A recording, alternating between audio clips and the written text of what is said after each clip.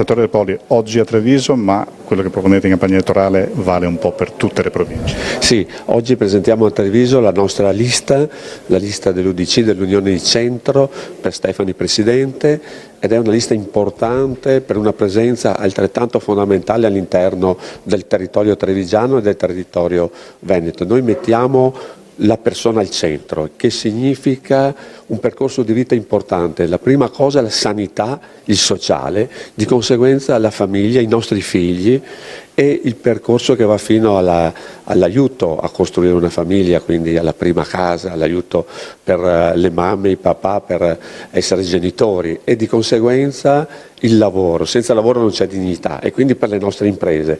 Poi passiamo per l'ambiente, per la sicurezza, per l'arte, per la cultura. Chiaramente all'interno di questo c'è tutto il percorso con la scuola e la formazione, però è un percorso importante dove le priorità che noi mettiamo di fronte sono fondamentali per governare la nostra regione. Senza di questo non ci può essere altre cose e noi riteniamo che la nostra presenza all'interno del Consiglio regionale e chissà anche della Giunta regionale siano fondamentali proprio per trovare quell'equilibrio fondamentale perché ci sia attenzione, presenza, ascolto in mezzo e tra la gente.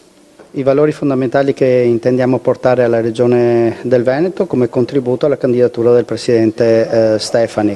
Ci sono delle persone che hanno già delle esperienze amministrative, delle persone invece che appartengono al mondo dell'industria, della libera professione, quindi persone abituate a lavorare e a crescere. Tutti quanti siamo però uniti da questo principio di valori della famiglia e soprattutto di cercare di dare peso al sociale e a quant'altro che non sia solo esclusivamente infrastrutture.